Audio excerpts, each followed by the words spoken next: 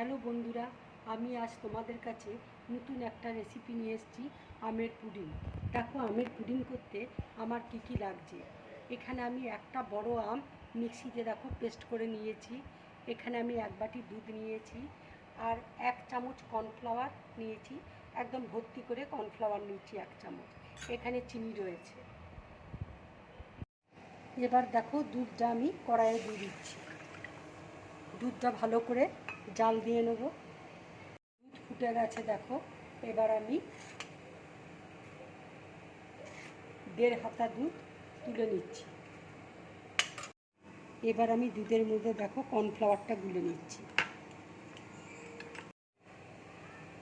দেখো, দুধটা ফুটে গেছে। আমি গ্যাসটা অফ করে দিয়ে এবার আমের পাল্পটা দুধের মধ্যে দিয়ে দিচ্ছি। এবার আমি গ্যাসটা জ্বালিয়ে নিচ্ছি।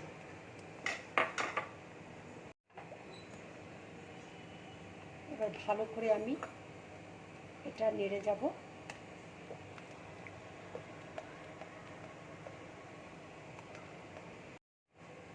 এবার দেখো, আমি চিনি দিয়ে দিচ্ছি।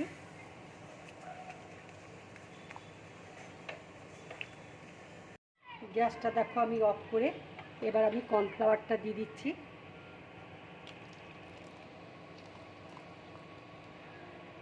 খুব অল্প অল্প করে দেবে, নাহলে দলা পাকিয়ে যাবে। এবার দেখো, আমি গ্যাসটা জ্বালিয়ে দিচ্ছি।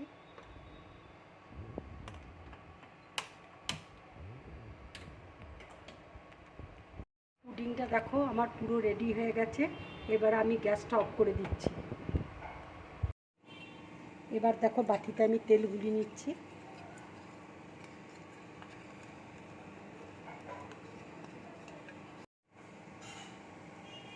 এবার দেখো, বাটির মধ্যে আমি ঢেলে নিচ্ছি।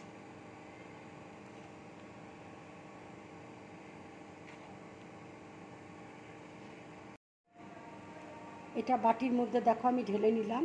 এটা রুম টেম্পারেচারে রেখে এটা 3 ঘন্টার জন্য আমি ফ্রিজে রেখে দেবো। বাকিটা দেখো আমি এই কাচের বাটির মধ্যে ঢেলে দিচ্ছি।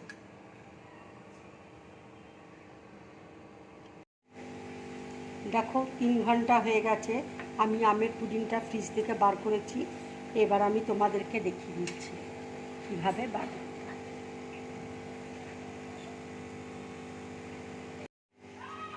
বন্ধুরা, আমার আমের পুডিং পুরোপুরি তৈরি হয়ে গেছে। দেখো, এইটা করেছি, এটাও তোমরা দেখে নাও।